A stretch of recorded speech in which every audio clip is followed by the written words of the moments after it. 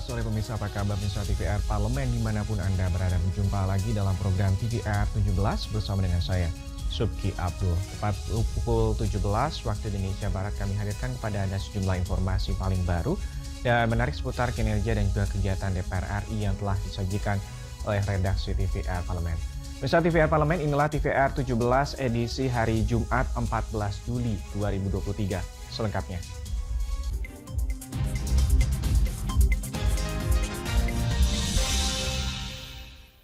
Mengawali TVR 17 kali ini, Komisi 5 DPR RI menilai sistem integrasi moda transportasi yang diterapkan di Terminal Guntur ini dapat mempermudah mobilisasi masyarakat pengguna transportasi umum.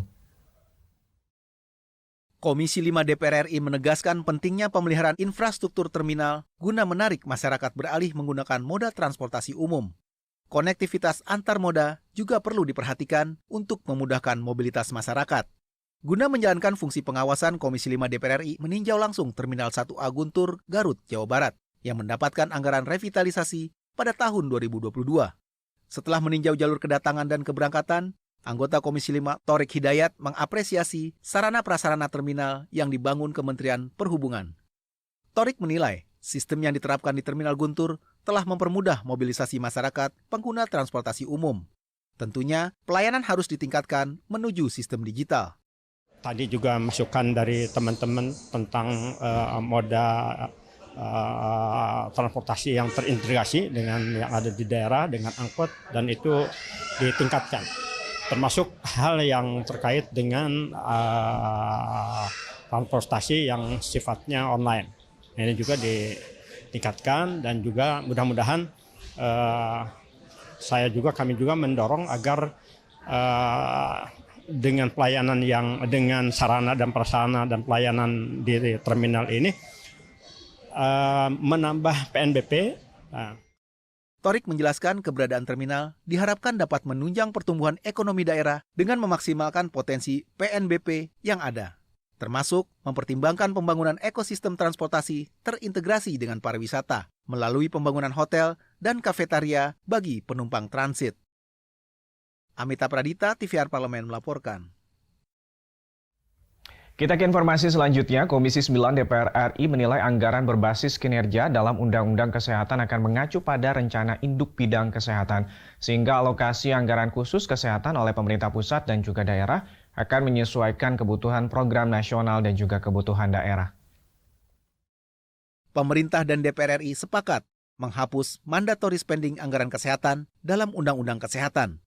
Sebagai gantinya, pengelolaan anggaran kesehatan akan menerapkan model anggaran berbasis kinerja atau Money Follow Program. Wakil Ketua Komisi 9 DPR RI, Emmanuel Melkiades Laka-Alena, menjelaskan, sebelumnya pengelolaan anggaran kesehatan Indonesia menggunakan model mandatory spending yang mengunci sekian persen dari APBN untuk digunakan pada sektor kesehatan. Dalam model tersebut, anggaran sudah tersedia dan pemerintah membuat program kerja menyesuaikan anggaran yang ada. Sedangkan pada anggaran berbasis kinerja, anggaran kesehatan akan mengacu pada rencana induk bidang kesehatan. Dan akhirnya kita menyepakati bahwa penganggaran untuk persoalan kesehatan atau sektor kesehatan di tanah air memakai konsep penganggaran berbasis kinerja, di mana nantinya melalui rencana induk bidang kesehatan yang juga di undang-undang ini diatur, akan dibahas berbagai macam program, langkah-langkah yang akan dibuat oleh pemerintah pusat dan daerah. Lalu kemudian anggaran akan disiapkan untuk mendukung program yang akan kita laksanakan ke depan tersebut. Menteri Kesehatan Indonesia Budi Gunadi Sadikin menilai penggunaan model mandatory spending belum menunjukkan hasil yang diharapkan karena banyak anggaran yang terserap untuk kegiatan yang tidak berdampak pada masyarakat. Untuk itu, ia mendorong agar anggaran kesehatan Indonesia mengacu pada rencana induk bidang kesehatan. Pemerintah sepakat dengan DPR RI untuk menerapkan penganggaran berbasis kinerja yang dituangkan dalam rencana induk bidang kesehatan menjadi pedoman yang jelas bagi pemerintah dan pemerintah daerah. Kendan Rizky, TVR Parlemen melaporkan. Informasi selanjutnya datang dari Komisi 11 DPR RI yang berharap Otoritas Jasa Keuangan atau OJK ini dapat mempersiapkan resiko mitigasi bagi konsumen di kemudian hari untuk mengantisipasi dampak yang akan timbul akibat pencabutan moratorium pinjaman online atau pinjol.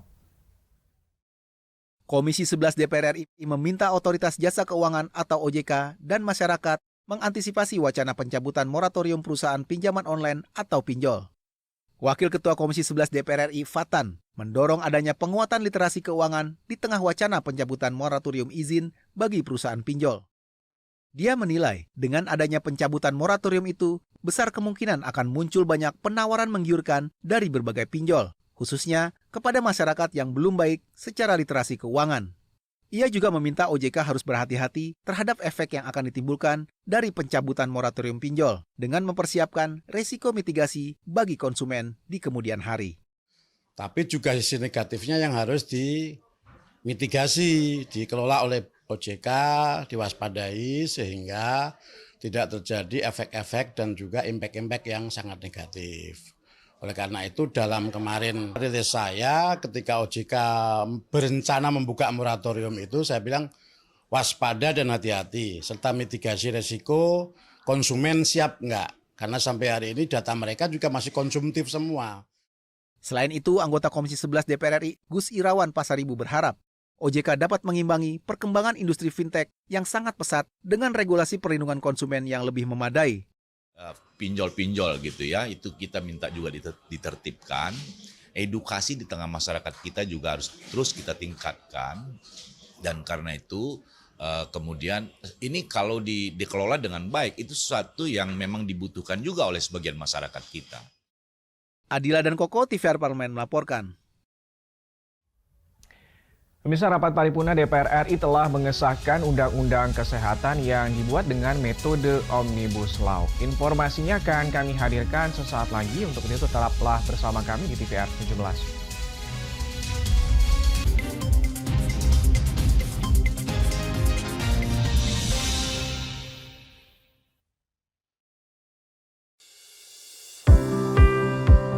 Mengenal tugas dan fungsi DPR RI. Dewan Perwakilan Rakyat atau DPR adalah lembaga negara yang mewakili aspirasi rakyat. Kehadiran DPR RI merupakan salah satu bukti bahwa Indonesia merupakan negara demokrasi.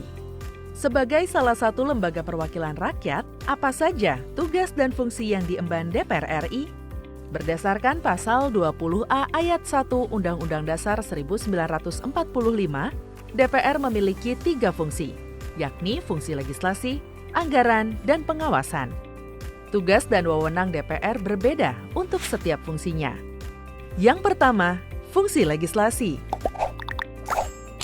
Menyusun program legislasi nasional atau prolegnas, menyusun dan membahas rancangan undang-undang, menerima rancangan undang-undang yang diajukan oleh DPD, membahas rancangan undang-undang yang diusulkan oleh Presiden ataupun DPD, menetapkan undang-undang bersama dengan Presiden, menyetujui atau tidak menyetujui peraturan pemerintah pengganti undang-undang yang diajukan oleh Presiden untuk ditetapkan menjadi undang-undang.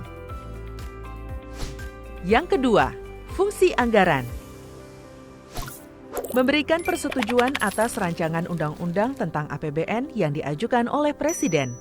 Memberikan persetujuan terhadap pemindahntanganan aset negara maupun terhadap perjanjian yang berdampak luas bagi kehidupan rakyat yang terkait dengan beban keuangan negara. Menindaklanjuti hasil pemeriksaan atas pengelolaan dan tanggung jawab keuangan negara yang disampaikan oleh BPK. Memperhatikan pertimbangan DPD atas rancangan undang-undang tentang APBN dan rancangan undang-undang terkait pajak, pendidikan, dan agama. Yang ketiga, fungsi pengawasan.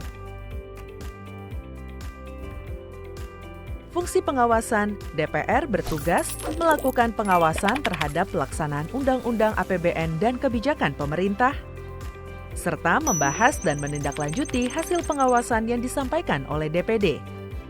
Demikian penjelasan tentang tugas dan fungsi DPR menurut Undang-Undang.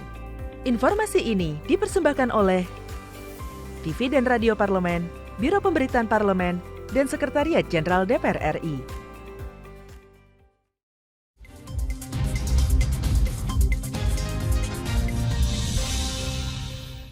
Terima kasih Anda masih menyaksikan TVR 17. Ketua DPR RI Puan Maharani memastikan seluruh hak-hak bagi tenaga kesehatan atau nakes ini tidak akan hilang dalam Undang-Undang Kesehatan yang telah disahkan oleh DPR RI. Undang-undang inisiatif DPR RI yang didukung penuh oleh pemerintah ini juga mengusung sejumlah manfaat. Belait ini disebut akan membentuk masa depan yang lebih baik bagi seluruh masyarakat Indonesia. Untuk mengetahui informasi selengkapnya, mari kita simak laporan mendalam yang telah dihimpun oleh tim redaksi TVR Parlemen dalam segmen editorial Parlemen. Berikut ini.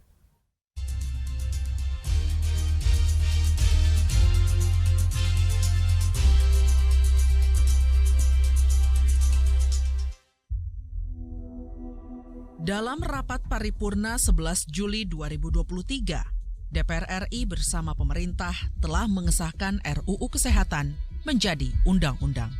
Meski begitu, Undang-Undang Kesehatan yang baru ini masih mendapat penolakan dari sejumlah kalangan yang bergerak di bidang kesehatan. DPR RI bersama pemerintah menyadari perlunya penguatan sistem kesehatan nasional dengan terjadinya pandemi COVID-19, sehingga perlu transformasi menyeluruh untuk meningkatkan derajat kesehatan dan kualitas masyarakat, serta menjawab berbagai tantangan di dunia kesehatan nasional. Pemerintah menilai perlu kerja keras dan sistem kesehatan yang tangguh untuk mewujudkan Indonesia Emas 2045.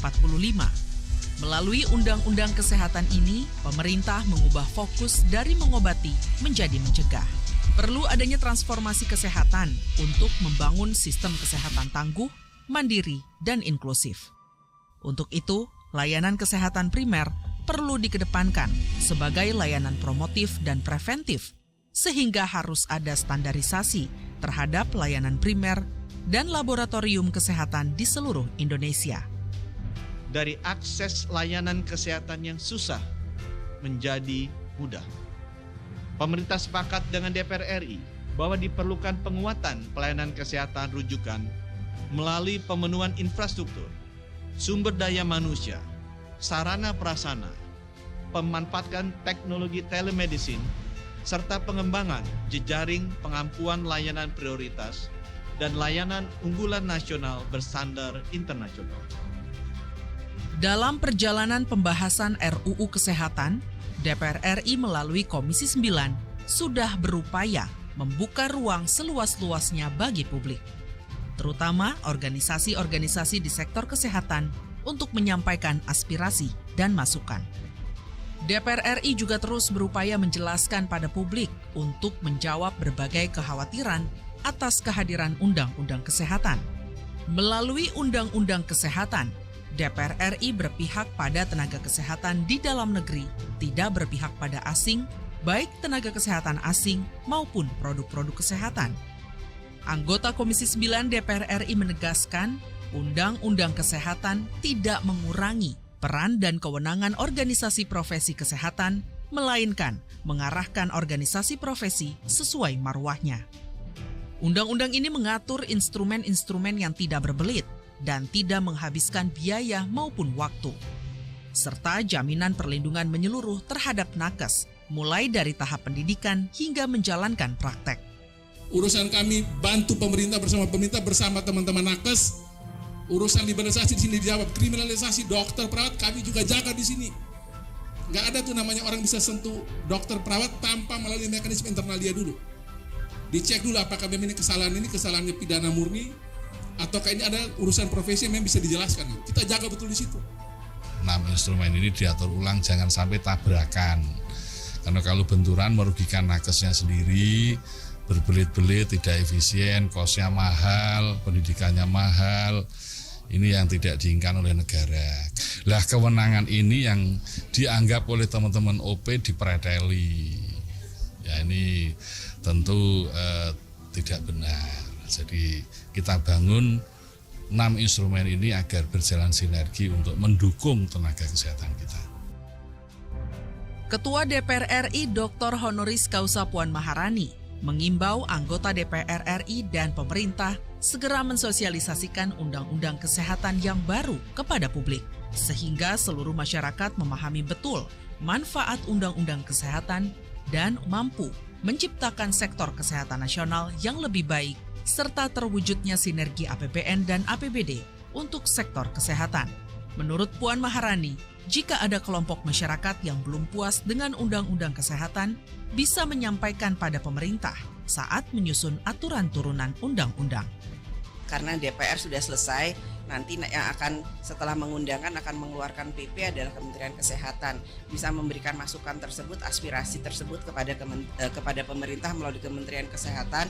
Namun kalau kemudian merasa atau dianggap hal itu belum cukup, kita kan punya tempat lain untuk kemudian menampung aspirasi tersebut melalui MK. Jadi silakan saja.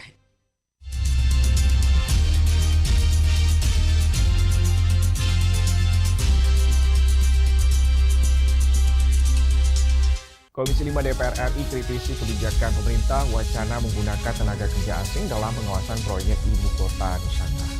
Saksikan informasi selengkapnya, untuk itu jangan kemana-mana, tetaplah bersama kami dalam TVR 17.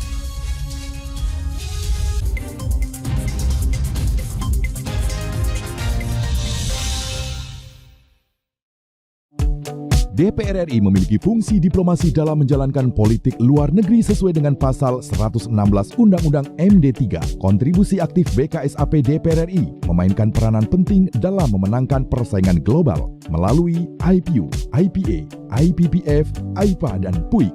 BKSAP memiliki komitmen yang tinggi dalam krisis kemanusiaan dunia. Fungsi diplomasi dijalankan untuk mendukung upaya pemerintah dalam melaksanakan politik luar negeri.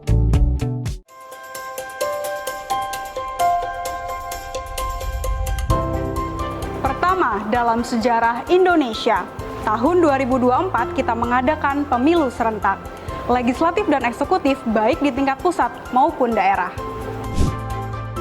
Catat waktunya, Rabu 14 Februari 2024. Untuk pemilihan legislatif, Anda akan memilih anggota DPD, anggota DPR, anggota DPRD Provinsi, dan anggota DPRD Kabupaten atau Kota. Selain pemilu legislatif, Anda juga akan memilih presiden dan wakil presiden loh pemirsa. Di bulan November, tepatnya Rabu 27 November 2024, juga akan diadakan pemilihan kepala daerah atau pilkada serentak. Dalam pilkada nanti, Anda akan memilih gubernur dan wakil gubernur, bupati dan wakil bupati, serta wali kota dan wakil wali kota. Nah, pemirsa sudah tahu kan waktunya? Kini saatnya Anda untuk mempersiapkan diri. Kenali calon-calon wakil rakyat dan pemimpin Anda dengan baik.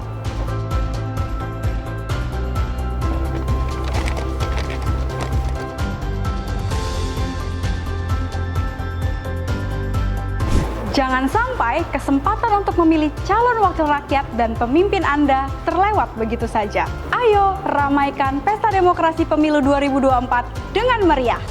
Demi masa depan bangsa Indonesia.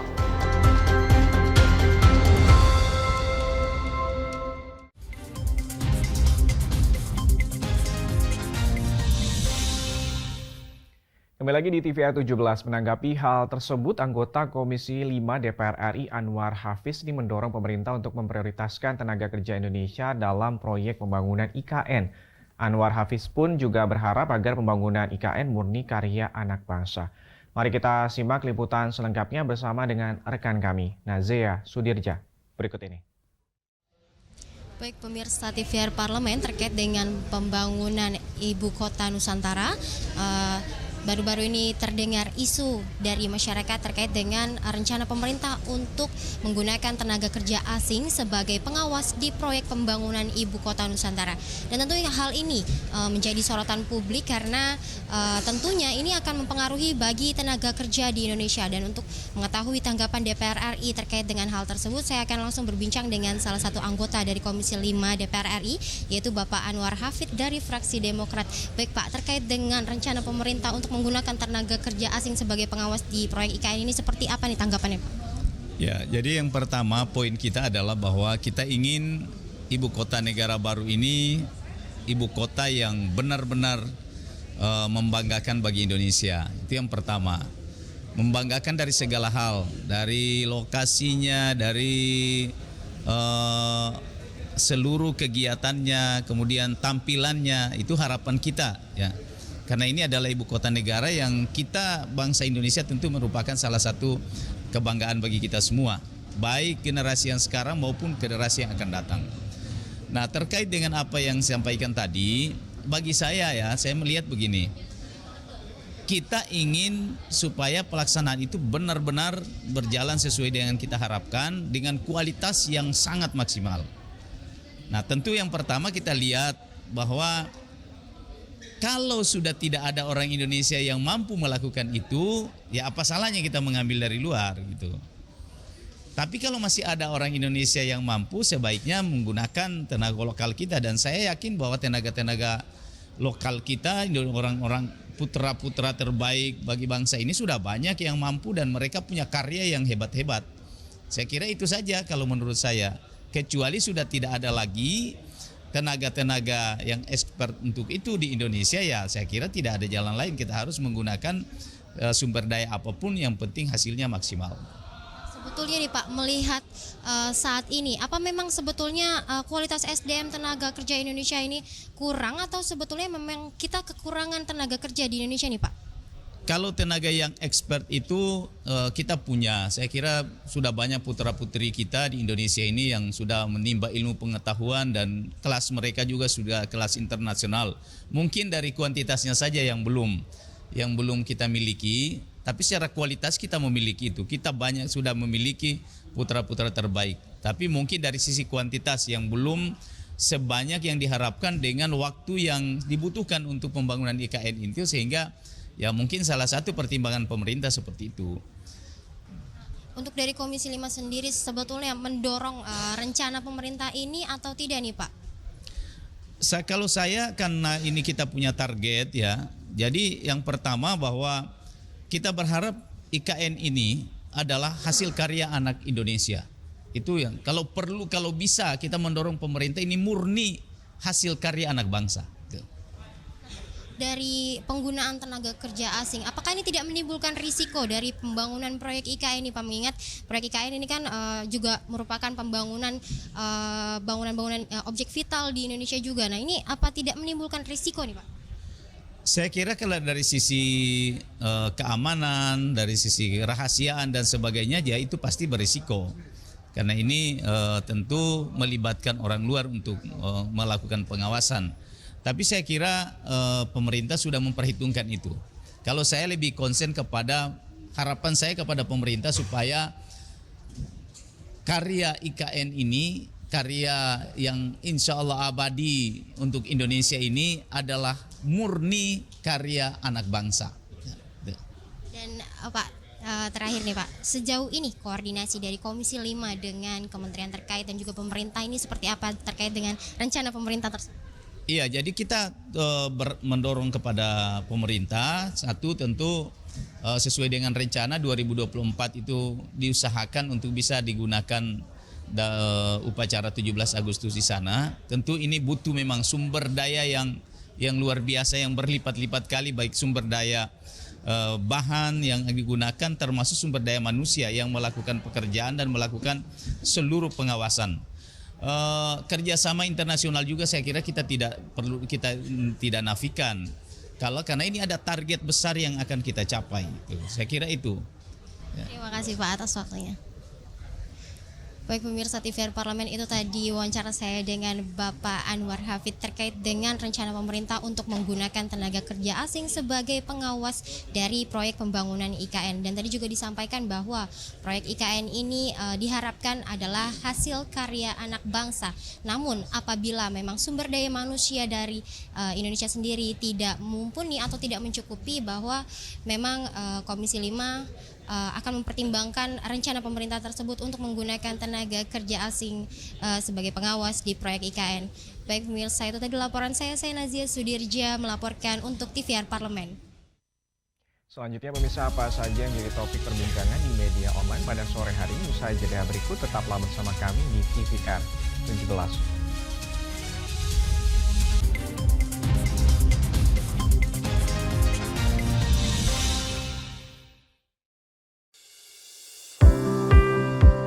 Mengenal tugas dan fungsi DPR RI.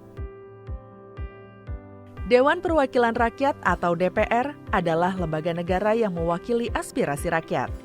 Kehadiran DPR RI merupakan salah satu bukti bahwa Indonesia merupakan negara demokrasi. Sebagai salah satu lembaga perwakilan rakyat, apa saja tugas dan fungsi yang diemban DPR RI? Berdasarkan pasal 20A ayat 1 Undang-Undang Dasar 1945, DPR memiliki 3 fungsi, yakni fungsi legislasi, anggaran, dan pengawasan. Tugas dan wewenang DPR berbeda untuk setiap fungsinya. Yang pertama, fungsi legislasi. Menyusun program legislasi nasional atau prolegnas, menyusun dan membahas rancangan undang-undang, menerima rancangan undang-undang yang diajukan oleh DPD, membahas rancangan undang-undang yang diusulkan oleh Presiden ataupun DPD, menetapkan undang-undang bersama dengan Presiden, menyetujui atau tidak menyetujui peraturan pemerintah pengganti undang-undang yang diajukan oleh Presiden untuk ditetapkan menjadi undang-undang. Yang kedua, fungsi anggaran. Memberikan persetujuan atas rancangan undang-undang tentang APBN yang diajukan oleh Presiden. Memberikan persetujuan terhadap pemindah-tanganan aset negara maupun terhadap perjanjian yang berdampak luas bagi kehidupan rakyat yang terkait dengan beban keuangan negara. Menindaklanjuti hasil pemeriksaan atas pengelolaan dan tanggung jawab keuangan negara yang disampaikan oleh BPK. Memperhatikan pertimbangan DPD atas rancangan undang-undang tentang APBN dan rancangan undang-undang terkait pajak, pendidikan, dan agama. Yang ketiga, fungsi pengawasan. Fungsi pengawasan, DPR bertugas melakukan pengawasan terhadap pelaksanaan Undang-Undang APBN dan kebijakan pemerintah, serta membahas dan menindaklanjuti hasil pengawasan yang disampaikan oleh DPD. Demikian penjelasan tentang tugas dan fungsi DPR menurut Undang-Undang.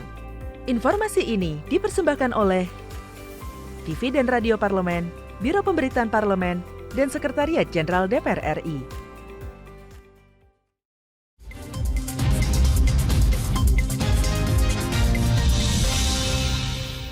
Di TVR 17, pemirsa TVR Parlemen, kali ini kita masuk ke segmen media nasional. Mari kita simak isu apa saja menjadi sorotan media serta tanggapan dari sejumlah anggota Dewan. Bersama dengan rekan kami, Dadi Ramadan. Berikut ini.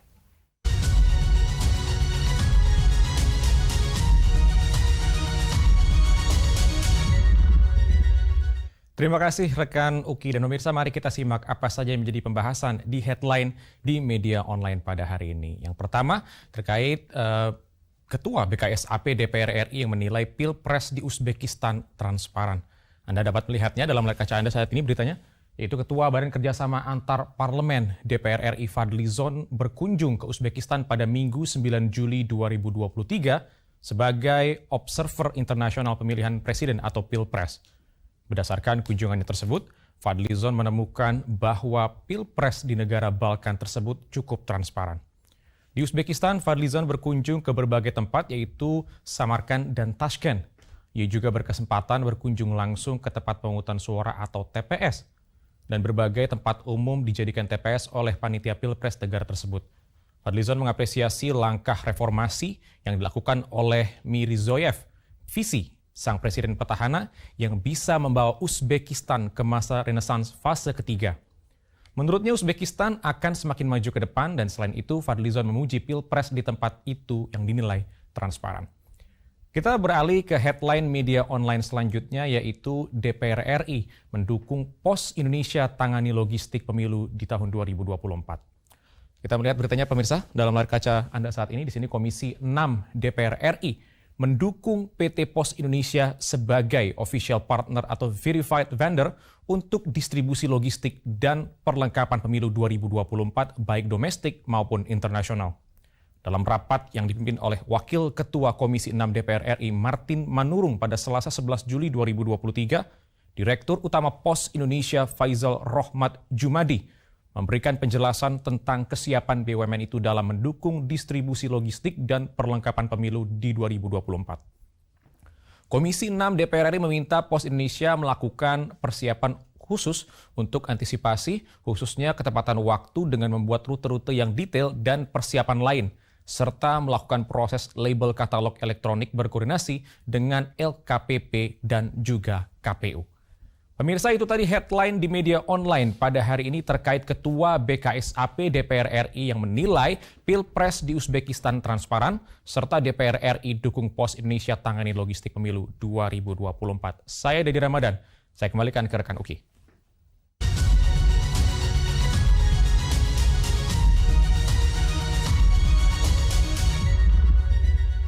Terima kasih rekan kami Dedi Ramadan yang telah menyampaikan sejumlah sorotan dari media online nasional pada sore hari ini. Mirsa TVR Parlemen, segmen media online tadi sekaligus menutup program TVR 17 edisi sore hari ini. Saya, Subki Abdul, beserta seluruh kru TVR Parlemen yang bertugas mengucapkan terima kasih dan pamit undur diri dari hadapan Anda. TVR Parlemen, referensi Indonesia.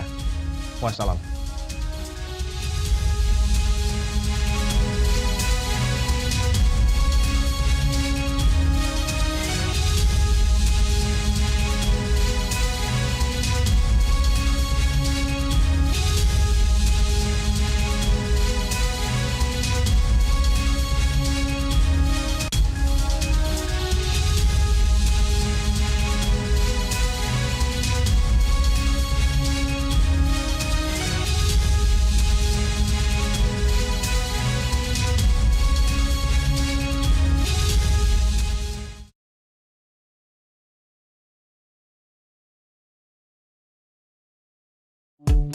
DPR RI memiliki fungsi diplomasi dalam menjalankan politik luar negeri sesuai dengan pasal 116 Undang-Undang MD3. Kontribusi aktif BKSAP DPR RI memainkan peranan penting dalam memenangkan persaingan global melalui IPU, IPA, IPPF, IPA, dan PUIK.